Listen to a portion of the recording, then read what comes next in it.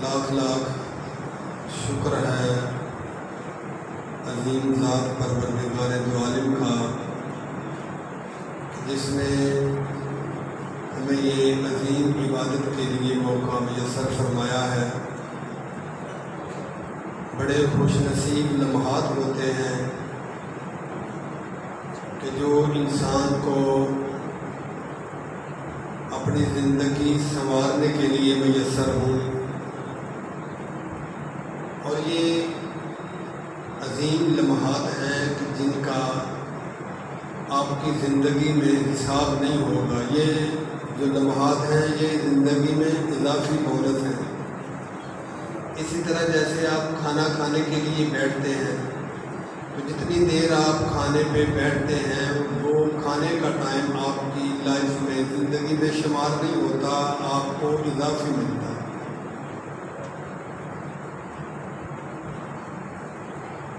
اور یہ جو لمحات ہیں ذکر مظلوم کربلا میں گزرے ہوئے، یہ بالکل ایسی درسگاہ ہے جو قرآن پاک کے مطابق یہاں پہ درس ہوتا ہے۔ مثلا قرآن پاک میں ان لوگوں کا بھی ذکر ہے جنہوں نے اچھے کارنامے انجام دیے ہیں، اور قرآن پاک میں ان لوگوں کا بھی ذکر ہے جنہوں نے برے افعال انجام دیے۔ جن پہ اللہ راضی ہے ان کا بھی ذکر ہے، جن سے اللہ ناراض ہے ان کی صفات کا بھی ذکر، جو قاتل تھے ان کا بھی ذکر ہے، جو مقتول ہیں ان کا بھی ذکر ہے، جو قاتلوں کے ہمدرد ہیں ان کے بارے میں ہے، جو مقتولوں کے ہمدرد ہیں ان کا بھی ذکر ہے۔ کس کو اللہ نے رحمت اللہ کہا، کس کو اللہ نے لعنت اللہ کہا، یہ سارے تذکرے قرآن پاک کے اندر موجود۔ اسی طرح اس مجلس پاک میں بھی قرآن پاک کی طرز کا سارا بیان ہوتا ہے، اچھے والوں کا اچھا ذکر ہوتا ہے، جو برے ہیں ان کی برائی کا ذکر ہوتا ہے، اور ان مجالس میں یہ بتایا جاتا ہے کہ کربلا کے میدان میں دین برباد کرنے والا کون تھا، دین کو تحفظ دینے والا کون ہے۔ یہ ایک تذکرہ ہے کہ جس کی وجہ سے اسلام کو ایک ایسی حیات ملی کہ جو اسلام سن 11 ہجری کے بعد آہستہ آہستہ اس کے دم گھٹے جا رہے تھے، سانسیں ختم ہو رہی تھیں، قریب کربلا نے اپنا خون دے کر دشت کربلا پر ایسا اسلام زندہ باد لکھا ہے کہ آج ہر باشعور مرنے پہ تو تل جاتا ہے، اسلام چھوڑنے پہ راضی نہیں ہوتا، اس کو ایسا ملا ہے۔ اور بعض لوگ بڑی جلدی سے مشورہ دے دیتے ہیں کہ اگر قریب کربلا بیعت کر لیتے نا تو یہ معاملہ اتنا بگڑتا نہ، گھر نہ اجڑتے، بیویاں قید نہ ہوتی، مہمان شہید نہ ہوتے، بیٹے قتل نہ ہوتے، یہ بڑا گھر اجڑتا نہ اگر امام بیعت کر لیتے۔ میں نے بارہا پہلے بھی جملہ کہا ہے، کیونکہ جب بھی میں یہ بات کرتا ہوں علامہ مودودی کی بات ضرور کرتا ہوں، تو انہوں نے بڑا دو لفظوں میں یہ پیغام دیا۔ جو لوگ یہ سوچتے ہیں کہ اگر امام بیعت کر لیتے تو امام کا گھر نہ اجڑتا جاتا، جیسے دوسرے لوگوں نے بیعت کی ہے امام کو بھی بیعت کر لینا چاہیے۔ علامہ مودودی تڑپ گیا ہے لوگوں کے سوچ پر، اور اس نے کہا کہ لوگ یہ مشورہ دیتے ہیں جب سب نے کر لی ہے تو حسین بادشاہ بھی بیعت کر لیتے، لیکن علامہ مودودی نے قلم توڑ جواب دیا ہے۔ وہ فرماتے ہیں مجھے لوگوں پہ تعجب ہے کہ یہ مشورہ دیتے ہیں جب سب نے کر لی ہے تو حسین علیہ السلام بھی بیعت کر لیتے۔ میں تو یہ سوچتا ہوں جب حق نے بیعت نہیں کی تو باقی لوگ بیعت کیوں کر رہے ہیں؟ جب امام بیعت نہیں کر رہا تو پھر دوسرے بیعت کیوں کر رہے تھے؟ حق کبھی باطل کی بیعت نہیں کر سکتا۔ ویسے بھی ہمارے ملت و تشیع میں یاد رکھنا مسئلہ ہے کہ پیر بزرگ شاہ صاحب مرشد پاک سب کا احترام اپنی جگہ پہ لازم ہے، لیکن بڑے سے بڑا بھی بندہ ہو اس کی بیعت کرنا حرام ہوتی ہے۔ بیعت صرف نبی حق کے امام کی ہوتی ہے۔ توجہ ہے، اگر آپ محسوس نہ کریں ذاکر بھی میری اگے بڑا ثواب نہیں، محمد بھی میری بھی بڑا ثواب ہے، تھوڑے دن نیڑے آ جاؤ تو میرے تک تو گل ہی نہیں ایڈی دور پہنچن دے، تھوڑا تھوڑا دو چار چار قدم آ جائے تاکہ مناسب جب آؤں پیچھے آنے والے بعد چ بیٹھ گے۔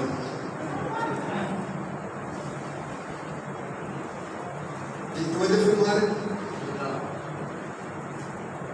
کہ کریم کربلا نے ہمیں جو پیغام دیا ہے وہ کیا پیغام ہے کہ تمہارا گھر ٹوٹ جائے، تمہارا سر کٹ جائے، تمہارے مہمان مارے جائیں، تمہارے بیٹے قربان ہو جائیں، تمہیں ٹکڑے ٹکڑے کر دیا جائے۔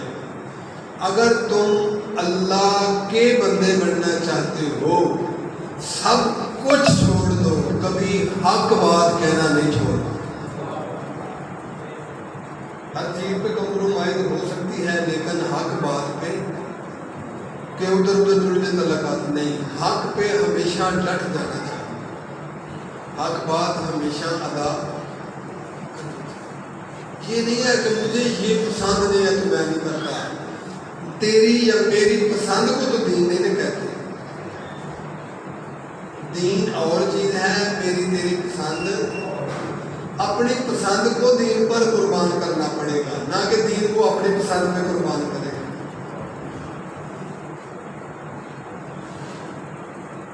آج ہو یہی رہا کہ ہم کوشش کرتے ہیں کہ جو مجھے سمجھ آئی ہے دین بھی ویسا ہی ہو۔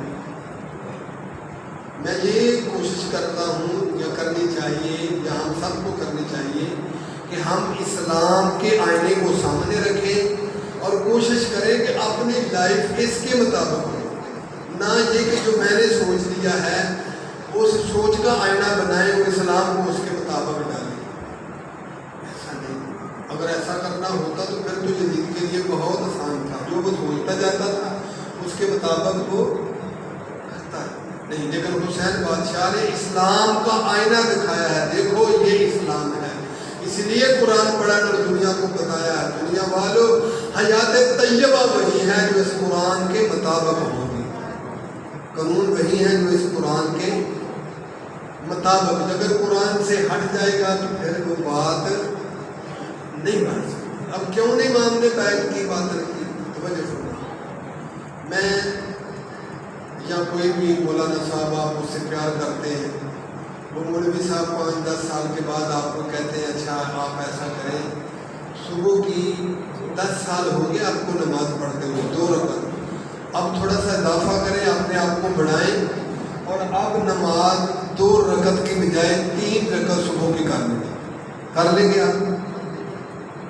بھائی دیکھیں مولوی صاحب ہیں 10 سال آپ کو خدمت پیار محبت آپ کا بھی الفت نہیں مانیں گے۔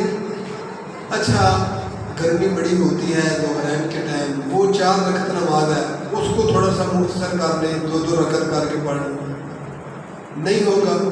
اچھا آپ تھکے ہارے ہوتے ہیں شام کو، لہذا سونا بھی ہوتا ہے، بندہ سارا دن مزدوری کی ہوتا ہے، صبح کی 3 رکعت ہے، مغربین کی 3 رکعتیں ہیں مغرب کی نماز کی، وہ 2 رکعت پڑھ لیں اور اس کی جگہ پر صبح کی 3 پڑھ لیں۔ میرے محترم سارے یہی جواب دے رہے ہیں کہ نہیں، جو دین ہے وہی رہے گا، ہم ادھر ادھر نہیں کر سکتے، کوئی بھی ماننے کے لیے تیار نہیں۔ اچھا میں ایک بات کہتا ہوں، چلو جی صبح کی نماز ویسے ہی ختم، تو بندے بولنا چاہیے، نہیں ہو سکتا۔ بھائی نہ پڑھنا ایک علیحدہ بات ہے، جو نہیں پڑھتا وہ بھی مولوی کو غصے سے دیکھے گا کہ یہ کیا کہہ رہے ہو، دین ہے، کوئی مذاق تھوڑا ہے، کہہ رہے ہو صبح کی نماز ختم، نہ صبح کی 3 ہو رہی ہے، نہ مغرب کی 2 ہو رہی ہے، نہ عشاء کی 2 ہو رہی ہے، نہ ظہرین کی 2 کر رہے ہیں، نہ صبح کی 3 رکعتیں کر رہے ہیں، اضافہ کچھ بھی نہیں ہو رہا۔ جب جس سے بھی پوچھو بھائی صبح کی، وہ کہہ رہے 2 ہی پڑھوں گا جی، مغربین کی جی 3 ہیں، عشاء کی جی 4 رکعتیں ہیں، میں نے بڑی ترلا منت سماجت کے ساتھ کہا مان جائیں بھئی گرمی بڑی ہوتی ہے 4 کی بجائے 2 رکعت پڑھ لو. انہوں نے کہا نہیں نہیں. جب میں تھوڑا سا ادھر ادھر انہوں نے کہا مولوی صاحب رہنا جت رہو, دین کے ساتھ مذاق نہیں کرنا, رہنا تو رہے, دین کے ساتھ مذاق نہیں ہوگا. صبح کی بھی 2 رکعت رہیں گی, مغرب کی بھی 3 رکعت رہیں گی, عشاء کی بھی 4 کی 4 ہیں. تھکا ہے تو تھکا ہے, کوئی بات نہیں, لیکن نماز میں ادھر ادھر نہیں ہوتا. تو بس بندہ جو سوال کرتا ہے کہ حسین علیہ السلام نے بیعت کیوں نہیں کی, بس یہی سمجھ. آج تو 1400 سال بعد غلط ماننے کے لیے تیار نہیں, پھر بتا تو صحیح حق باطل کی بیعت کرنے پر کیسے تیار ہو سکتا ہے.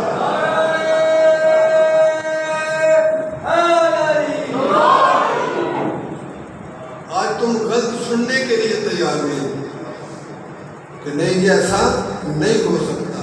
وہ جو ہے ہی دین ہے. کیا کہا تھا کہ دین است حسین, جو دین ہے. اور یہ تو پھر دنیا ان کی برابری کیسے کرے گی. جب بیٹے کی باری آئی تو کہا یہ دین ہے, جب باپ کی باری آئی تو کہا یہ کل ایمان ہے. باپ کو کیا کہہ دیا کلے, میں نے تو نہیں کہا, ہم نے تو سن کے کہا ہے. اور کہہ اس لیے رہے کہ جس نے کہا ہے وہ کبھی جھوٹ بولتا ہی نہیں ہے. اس کی زبان اطہر سے جو نکلا ہے وہ سچ ہی نکلا ہے. وہ سچے نے فرمایا ہے. سچی بات ہم تو اس لیے کرتے ہیں تاکہ ہم بھی سچوں میں شامل ہو جائیں. کب کہا تھا, توجہ فرمانا, کب کہا تھا بیٹا ہے دین, باپ ہے کل ایمان. کب کہا, جب جنگ ہو رہی تھی, ایک خندق, وہ سارا معاملہ آپ کے ذہنوں میں بات نہیں لمبی چوڑی کرنا چاہتا. خندق بھی ہمارے مقررین جملہ بڑا پیارا سا کہتے ہیں کہ کسی تنگ دل نے تھوڑی سی تنگ کھودی تھی, تو وہاں سے اس نے ایڑی لگائی اور اپنا گھوڑا پار کر لیا. جیسے ہی وہ اندر آیا مجاہدین کے قریب, مجاہدین نے جب اسے دیکھا جس کو بندہ ایک بہت بڑی چیز بنا کے بیٹھا ہو, اگر وہ عبور ہو جائے تو دل ٹوٹ جاتے ہیں. آپ نے توجہ بھئی تالا دروازے کو مضبوط لگا ہے, کس لیے وہ اندر نہ آئے, کنڈی لگی. اگر کنڈی ٹوٹ جائے باہر سے تو دل ٹوٹ جاتا ہے کہ نہیں. جیسے ہی اس نے ہنتوں کو پھلانگا تو جتنے دیکھنے والے تھے ان کے دل ٹوٹ گئے کہ جو ہم پہاڑ بنا کے بیٹھے تھے تو عبور کر کے اب کیا بنے گا. کائنات کے نبی نے فرمایا کون ہے جو اس کے مقابلے میں آئے. کھلا اعلان تھا, بھئی کون ہے جو آپ میں سے یہاں پڑھنا چاہتا ہے. اگر میں کسی ایک کو اٹھا کے کہہ دوں آپ پڑھیں تو بندے کہیں جی شرف تو ہم بھی لینا چاہتے تھے, مولوی صاحب نے ایسا کر دیا, ہم کیا کر سکتے تھے. لہذا ہم تو سب چاہتے تھے یہاں عزت پائیں, لیکن کیونکہ ایک نے کہا اگر نبی کہتے تھے پہلے کہ آپ جائیں تو دنیا کہتے تھے جانے کے لیے تو ہم بھی تیار تھے. نبی نے کہا کھلا اعلان ہے, کون ہے جو اس کے مقابلے میں جائے. نبی نے کھلا اعلان کر کے بتا دیا ہے, جن کو تم بہادر سمجھتے ہو وہ کتنے بہادر ہیں, جسے میں سمجھتا ہوں وہ کتنا بہادر ہے.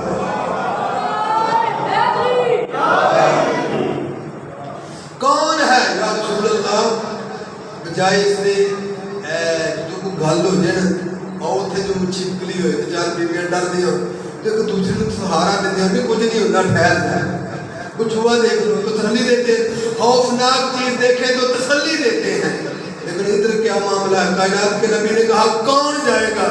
یا رسول اللہ ایک کیلا 70 بندوں سے اونٹنی کے پاؤں کو پکڑ کر گھما کے ان بندوں کا کیلے مقابلہ کرتا ہے. یہ خبر دے رہے تھے یا اپنی بزدلی کا اعلان کر رہے تھے. بھئی خبر تو نہیں ہے, خبر دینی تھی تو گھر میں بیٹھ کے دیتے. بھئی ہم نے دیکھا ایک دفعہ ایسا ہوا, یہ میدان ہے, یہاں بزدلی کی باتیں تو نہیں ہوتی, یا تو بہادری ہونی چاہیے. اگر کوئی کہے میں یہ کر دوں گا, آگے والا بندہ 2 برابر بڑھ کر کہے گا میں ایسا کر دوں گا. ادھر سے کائنات کے نبی نے کہا کون, یا رسول اللہ یہ 70 بندے سے ایک کیلا لڑتا ہے. یا رسول اللہ جیسے ہی کہا نہیں لڑے گا, اس بدبخت نے آتے ہی کیا کیا, کے قریب آیا تو ایک عمل کیا جس عمل کے جواب میں کائنات کے نبی نے ایک بڑا سخت جملہ کہا. بس میں یہیں پہ چھوڑ دوں گا, بس آپ توجہ کرنا. کائنات کے نبی نے بڑا سخت جملہ کہا, مان لے حاضر کل, اس کتے کو کون جواب دے گا؟ کون اس کتے کی زبان کو لگام دے گا؟ جیسے سبھی بیٹھے تھے, میں دست بستہ گزار کی یا رسول اللہ, آپ نے اتنے سخت لہجے سے کبھی کسی سے کلام نہیں کی کہ کسی کو کتا نہیں کہا. یا رسول اللہ, آج کیا غضب ہو گیا ہے کہ آپ زبان اطہر سے اس کو کتا کہہ رہے ہیں. ابھی اس سے پہلے آپ نے وہ خود لڑی, کسی کو کتا نہیں کہا. آپ کے لب زخمی ہوئے, آپ نے کتا نہیں کہا. یا رسول اللہ, لوگوں نے آپ پر اوجری پھینکی, آپ نے کتا نہیں کہا. آپ کو طائف میں لو لہان کر دیا. یا رسول اللہ, آپ نے کسی کو کتا نہیں کہا. یہ ایک اکیلا آیا ہے, اس کے مجاہدین باقی ادھر ہیں. یا رسول اللہ, آپ اس کو کتا کیوں کہہ رہے ہیں؟ تو علماء فرماتے ہیں اس کو کتا کہنے کی ایک ہی وجہ تھی کہ ادھر لگا ہوا تھا خیمہ, خیمے کے اندر تھی عصمت کی ملکہ, اندر تھی نبی کا ٹکڑا, اندر تھی وہ جس کو آیت تطہیر کی مالکہ کہتے ہیں. اس بدبخت نے نیزہ وہاں مارا جہاں بطول پاس بیٹھی تھی. جیسے اس خیمے کی توہین کی, کائنات کے نبی میں جلال آیا اور غصے میں آ کر کہتے ہیں کون اس کتے کو جواب دے گا؟ یا رسول اللہ, کتا کیوں؟ فرمایا اس نے توہین وہاں کی ہے جہاں میری بطول تھی. تو پتہ چلا ہے کہ اللہ کے نبی کی زبان میں کتا اسے کہتے ہیں جو سیدہ کی توہین کرتا ہے. مان لہذا کا کون ہے جو اس کتے کی زبان کو, کون بھی امیر کائنات, یا رسول اللہ مجھے حکم دیا. ایک دو جتنی مرتبہ بھی, چونکہ بات میں نے ختم کر دیا, اس لیے جملہ آخری کیا ہے کہ آپ کی رحمت کو تمام جملہ ساتھ تشریف لائے ہیں. تو کائنات کے نبی نے جیسے کہا یا رسول اللہ میں حاضر ہوں, یہ مولا امین. اور کائنات کے نبی نے ایک نعرہ بلند کیا, دنیا والو یاد رکھنا آج کل کفر کے مقابلے میں کل ایمان جا رہا ہے. تو جو میں نے بات کی تھی کہ جب بیٹے کی باری آئی تو کہا یہ دین ہے, جب باپ کی باری آئی تو کہا یہ کل ایمان ہے. بیٹا دین ہے, باپ ایمان ہے, کل دین ہے بیٹا. کیوں بات یہ ہو رہی ہے؟ یہ نہیں کہا کہ دین سے مراد فروع دین ہے, دین سے مراد اصول دین ہے. جو دین ہے وہ حسین ہے, اس کا مطلب ہے کل دین ہے بیٹا, کل ایمان ہے باپ, کل دین ہے بیٹا, کل ایمان ہے باپ. دنیا کو دشمنی بھی صرف دونوں سے ہے, یا باپ سے دشمنی ہے یا بیٹے سے دشمنی ہے. اسی لیے فرما دیا ہے کہ بیٹا کل دین ہے, باپ کل ایمان ہے. جو بیٹے سے دشمنی رکھے گا وہ دین سے خارج ہو جائے گا, جو باپ سے دشمنی رکھے گا ایمان سے خارج ہو جائے گا.